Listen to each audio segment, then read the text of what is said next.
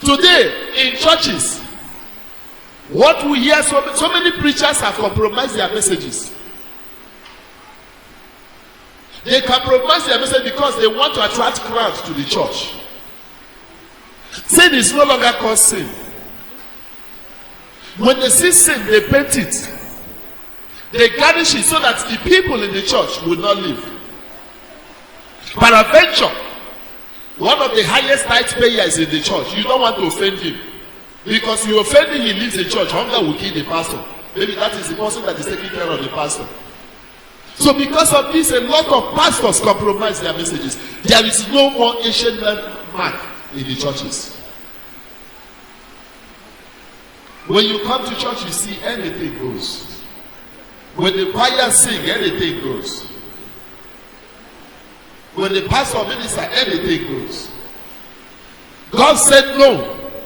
You should not remove that ancient landmark because I have set it. God placed a curse on any man that will remove the ancient landmark in Hosea. He said, curse be the person that will remove this ancient landmark. I, the Lord God, have set the demarcation. If you want to be a born-again Christian, you be a born-again Christian. If you don't want to be a born-again Christian, there are a lot of native doctors looking for apprentices. You go and join them. They will teach you the work. Even though some of them are turning to the business of their churches.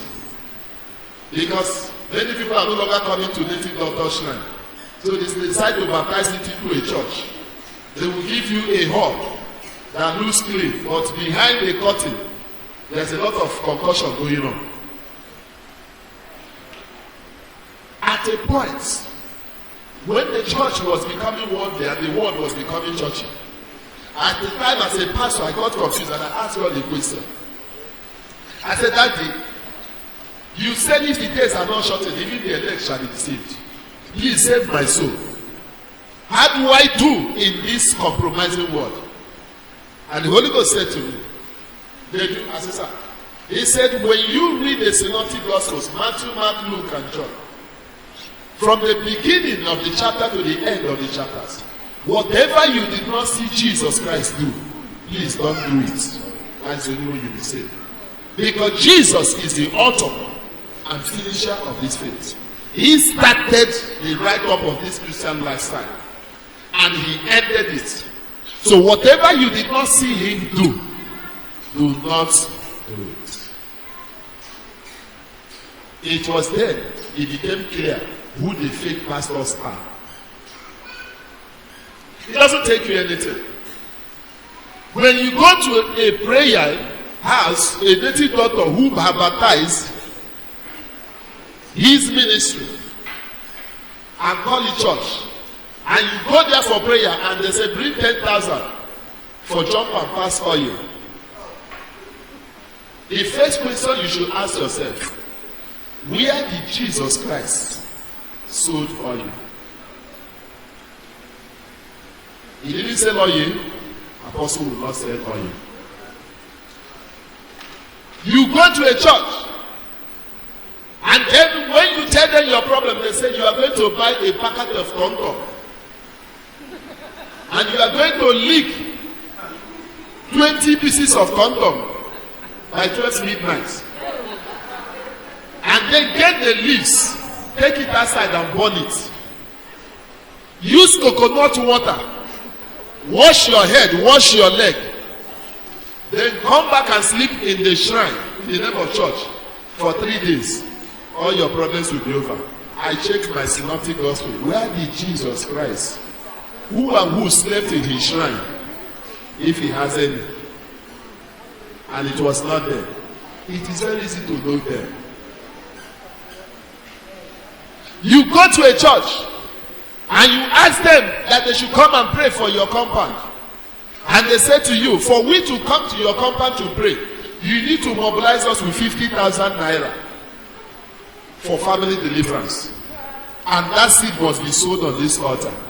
Bible says, freely you receive, freely you give. The power that you are going to use to deliver that family is not your power.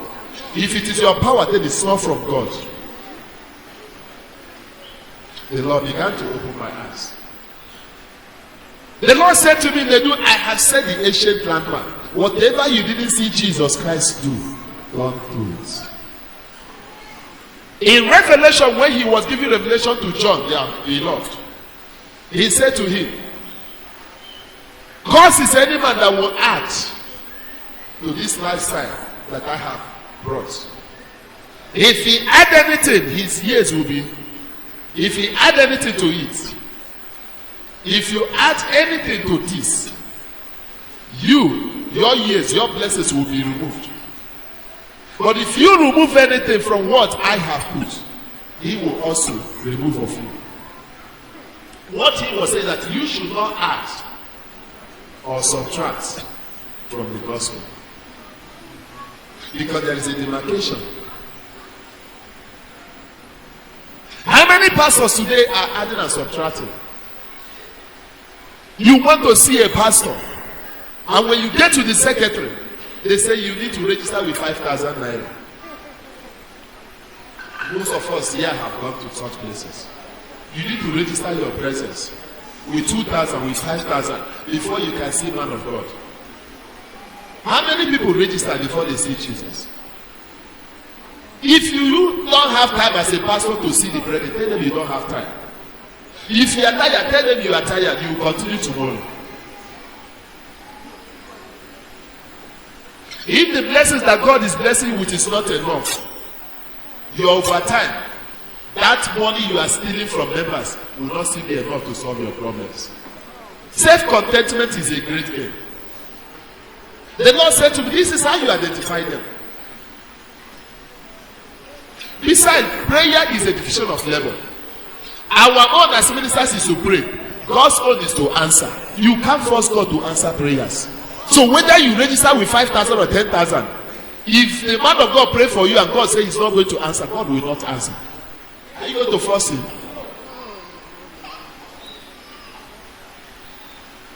In the first place, was it God that asked him to collect 5,000?